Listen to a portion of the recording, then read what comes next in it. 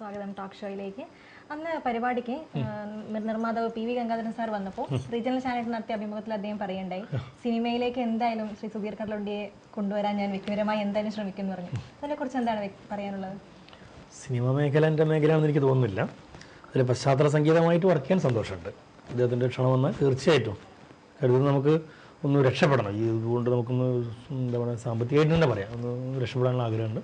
തീർച്ചയായിട്ടും അദ്ദേഹത്തെ പോലുള്ള വലിയ ആളുകളുടെ ക്ഷണം വന്നാൽ തീർച്ചയായിട്ടും അതിലേക്ക് പോകും.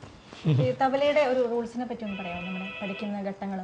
തബലയിൽ നമ്മൾ 5 വയസ്സിൽ പഠിക്കാൻ തുടങ്ങി പറഞ്ഞു. ഞാൻ ഇന്നും പഠിക്കുന്ന ഒരാളാണ്. കാരണം ഇന്നും കോഴിക്കോട് പരമേശ്വരയ്ക്ക് പഠിക്കുകയാണ്. കോള് വരുന്നുണ്ടോ? ഹലോ ഹലോ ഹലോ, ആരാണ്? പേരൊന്നു കൂടി പറയോ? കൃഷ്ണൻ. ടിവിയുടെ മോളി ഒന്ന് കുറച്ച് വെക്കുവോ? ഓക്കെ. എവിടുന്നാ വിളിക്കുന്നേ? ഓ, വിഷുദിനാശംസകൾ നേരുന്നു. വിഷുദിനാശംസകൾ. എവിടുന്നാ വിളിക്കുന്നേ കൃഷ്ണേട്ട? എവിടുന്നാ വിളിക്കുന്നേ? എവിടുന്നാ? പരുത്തിക്കാടുന്ന്. ഓക്കെ, സംസാരിച്ചോളൂ. ഹലോ, നമസ്കാരം. നമസ്കാരം ബ്രോ. അന്ന് പ്രോഗ്രാമിന് കടലുണ്ടി വന്നിരുന്നോ? അല്ല, ക്ഷീണമൊക്കെ മാറിയോ? നിങ്ങളെ പ്രോഗ്രാം കണ്ട ക്ഷീണമൊക്കെ മാറിയോ? അതല്ലേ. കുറച്ചിട്ട് വോളിയം ക്ലിയർ ആവുന്നില്ല. കുറച്ച് വോളിയം കുറയ്ക്കോ? ക്ലിയർ ആവുന്നില്ല. ഹലോ, പറയും. പറയാം, കേൾക്കുന്നുണ്ട്. ഓക്കെ.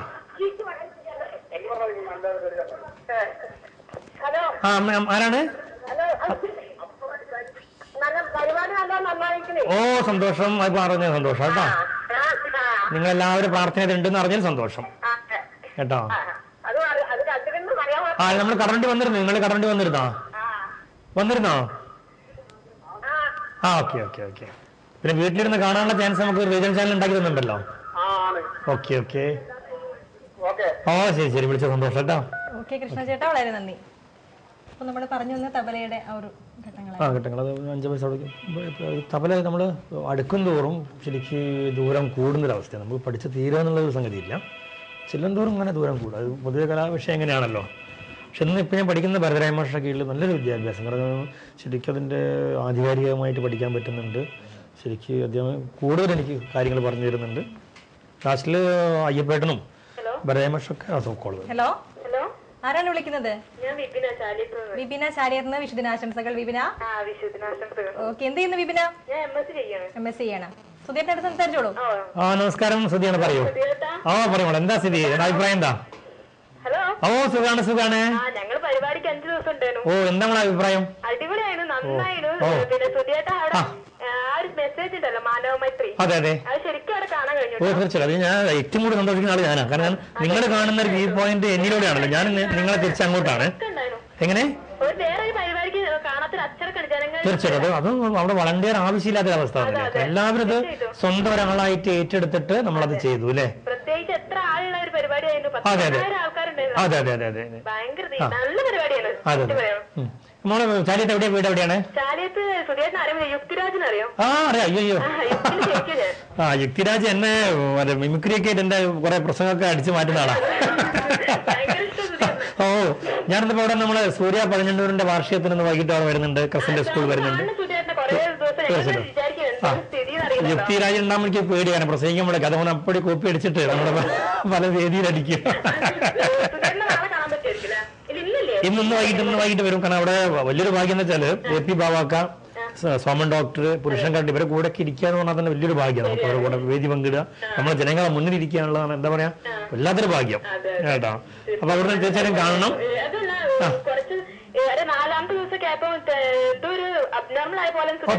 ശരിക്കും അബ്നോർമൽ പോലും നിങ്ങളുടെ സ്നേഹം കൊണ്ട് എനിക്ക് തബല താളം തെറ്റാതെ വായിക്കാൻ പറ്റി.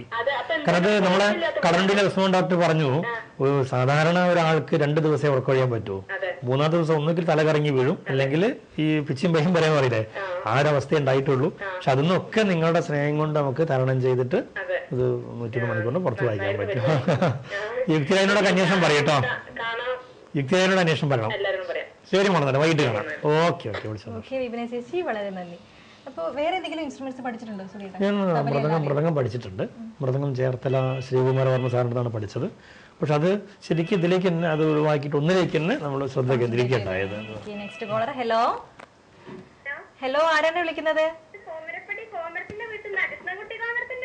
അത് ശരി, പേരെന്താണ്? ഷീനാണോ പേര്? വിഷുദിനാശംസകൾ. ഓക്കെ, സംസാരിച്ചോളൂ സുധീർ. പറയൂ. നമസ്കാരം, സുധിയാണ്. എന്ത് തോന്നുന്നു, എന്താ അഭിപ്രായം ആ പരിപാടിയെ പറ്റിയിട്ട്? അതല്ലേ, ശരിക്ക് ദൈവാധീനം, നിങ്ങളെപ്പോലുള്ള ജനങ്ങളുടെ സ്നേഹം. ഓ സന്തോഷം. അങ്ങനെ അതാണ് ഞങ്ങളെ ശരിക്കും എന്റെ വിജയം. കൊടുക്കും. നമസ്കാരം. ഓ നമസ്കാരം. തിരിച്ചും വിശ്വാസംസകൾ. എന്താ അഭിപ്രായം കൃഷ്ണേട്ടാ? നല്ല അഭിപ്രായം. പക്ഷെ അതിൽ എനിക്കൊരു ദുഃഖം മാത്രമേ ഉള്ളൂ. ഞങ്ങൾക്ക് നിങ്ങളെ വന്ന് ഒന്ന് അനുഗ്രഹിക്കാൻ കഴിഞ്ഞില്ല. അല്ല, അത് ശരിക്കും എനിക്കത് ആ സ്റ്റേജിൽ അല്ലെങ്കിൽ പോലും നിങ്ങളുടെ അടുത്തൊക്കെ എനിക്ക് കിട്ടുന്നുണ്ടല്ലോ. അപ്പൊ അത് അവര് പറഞ്ഞു എന്നോട്. അതിലെനിക്കൊരു ഖേദമായി പോയി. അത് നമ്മൾ ആരും കുറ്റം പറഞ്ഞിട്ട് കാര്യമില്ല. അന്നത്തെ ആ ഒരു സ്ഥിതി, നമുക്ക് അത്രയും 1000 ജനങ്ങൾ ഉണ്ടാവുമ്പോൾ എല്ലാവരും നമ്മൾ ഇഷ്ടപ്പെടുന്ന ആൾക്കാർ അവിടെ ഇരിക്കുന്നതേ. അപ്പൊ ഒരാൾക്കത് നമ്മൾ അവസരം കൊടുക്കുന്ന സമയത്ത് പിന്നെ വലിയ പ്രയാസമായി മാറും. അത് മനസ്സിലാക്കിക്കൊണ്ട് എനിക്ക് വേണ്ടി ക്ഷമിക്കണം. ഓ തീർച്ചയായിട്ടും. തീർച്ചയായിട്ടും എപ്പോഴും കാണണം. കാരണം ഞാൻ ഇവിടെ സ്റ്റുഡിയോയിലുണ്ട്, റീജിയണൽ സ്റ്റുഡിയോയിലുള്ളത് കേട്ടോ. അപ്പൊ ഈ എന്താ പറയാ, ഈ സ്നേഹം തന്നെ വലിയ അനുഗ്രഹമായിട്ട് ഞാൻ കാണുകയാണ്. ശരി, വിളിച്ച സന്തോഷം. ഓക്കെ. വളരെ സന്തോഷം. അപ്പോൾ ഏതാണ്, മൃദംഗമാണോ തബലയാണോ കൂടുതൽ എളുപ്പമായിട്ട് തോന്നുന്നത്? എല്ലാം അതിന്റെ വിഷമങ്ങളുണ്ട്.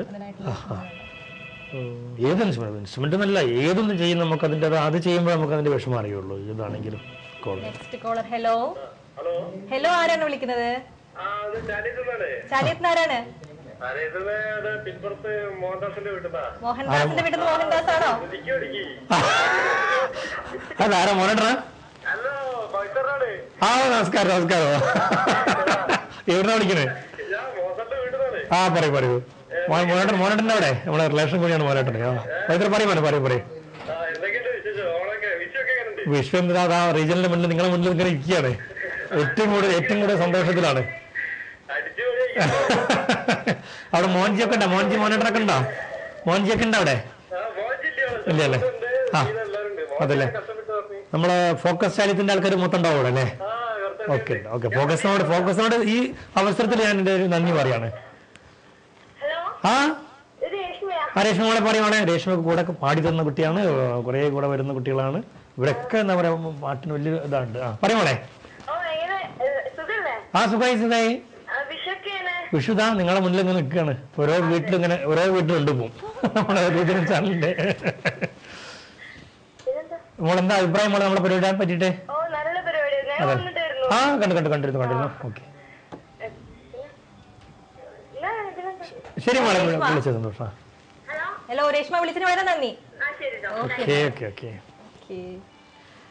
അപ്പോ ഇനി എന്താണ് നമ്മുടെ ആ ഒരു യജ്ഞത്തിനെ കുറിച്ച് എന്താണ് പറയാനുള്ളത്? ഇപ്പം ശരിക്കും 6 ദിവസം നീണ്ടു നിൽക്കുന്ന യജ്ഞമാണ്.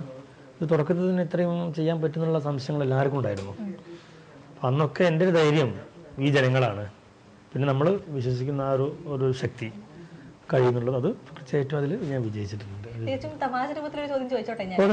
കഴിഞ്ഞ പ്രാവശ്യം 57 മണിക്കൂർ വായിച്ചപ്പോൾ എന്റെ കയ്യിൽ ഈ രുദ്രാക്ഷ കണ്ടിട്ടുണ്ടായിരുന്നു. പക്ഷെ ഇപ്രാവശ്യം വായിച്ചപ്പോൾ അത് കണ്ടില്ലായിരുന്നു. എന്തായിരുന്നു കാരണം? ഞാനത് ചെറുപ്പം മുതൽ എൻ്റെ അമ്മമ്മയുടെ നിർബന്ധമായിരുന്നു. ഒരു ചരടൊന്നും ഇല്ലാതെ പ്രോഗ്രാം ചെറുപ്പം മുതലേ തബല വായിക്കുമ്പോൾ കറുപ്പ് ചരട് കെട്ടണം എന്നുള്ളൊക്കെ ഒരു നിർബന്ധമായിരുന്നു.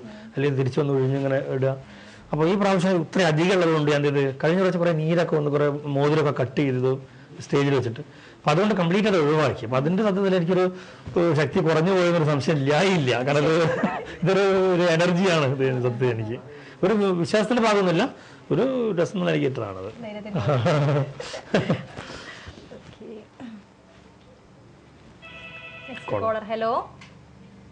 ഹലോ, ആരാണ് വിളിക്കുന്നത്? ഹലോ, പറയൂ, പേര് പറയൂ. പ്രജോദ് എവിടുന്നാ? കടലുണ്ടി. ഹാപ്പി വിഷു. സംസാരിച്ചോളൂ. പ്രജോദ് പറയണേ. ഇങ്ങനെ പോണു പറയാ. അല്ല, വിഷു ഇങ്ങനെ ആഘോഷിച്ചോ? ഹാപ്പി വിഷു. Same team. സന്തോഷായി. അതല്ലേ? ആ, വൈഫൊക്കെ എന്ത് പറയുന്നു? ഓക്കെ. ആഹാ, ഇന്നലെ ഞങ്ങൾ ഒരുമിച്ചായിരുന്നു ചേച്ചിയുടെ മോളെ പരിപാടിക്കുണ്ടായിരുന്നു.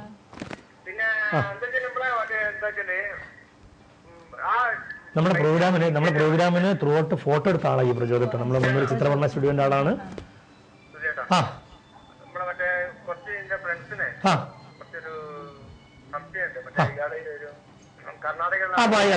കാനഡയിൽ വെച്ച് വായിച്ചത്. അത് അവരോട് പറയണം, ആ ഒരു സംഗതി ഗിന്നസ് അറിയാതെ ചെയ്തൊരു കാര്യമാണ്. കാരണം ഈ നവംബർ 28 നമുക്ക് ഇതിന്റെ മെസ്സേജ് വരുന്നത് ഗിന്നസിന്റെ. അന്ന് 101 മണിക്കൂർ കുഴമന്ത രാമകൃഷ്ണനാണ് അവിടെ ഉള്ളത്. നമ്മളത് തരണം ചെയ്തു. ഇത് അതിനും 2 മാസം മുമ്പ് ചെയ്തു എന്ന് അവകാശപ്പെടുകയാണ്. ഗിന്നസ് ഒരിക്കലും ഈ പരിപാടി അറിഞ്ഞിട്ടില്ല. ഒരു തരത്തിലും ആ ഒരു വായന നമുക്ക് ഇതിന് ബാധിക്കില്ല. അദ്ദേഹം അതിന് അരമണിക്കൂർ യോഗയൊക്കെ ചെയ്തതിന് ശേഷമാണ് തബല വായിക്കുന്നത്. ഇതിന് നിയമപ്രകാരമല്ല. അപ്പൊ ഒരു തരത്തിൽ നമുക്കിതിന് വിഷയമല്ല കേട്ടോ. അത് ജനങ്ങൾ വലിയൊരു കൺഫ്യൂഷനായി. അത് ഏറ്റവും വലിയ ഫാൾട്ട്, അദ്ദേഹത്തിന്റെ ഒരു ഫോട്ടോ നമ്മളൊരു പ്രമുഖ പത്രത്തിൽ വരും ചെയ്തു.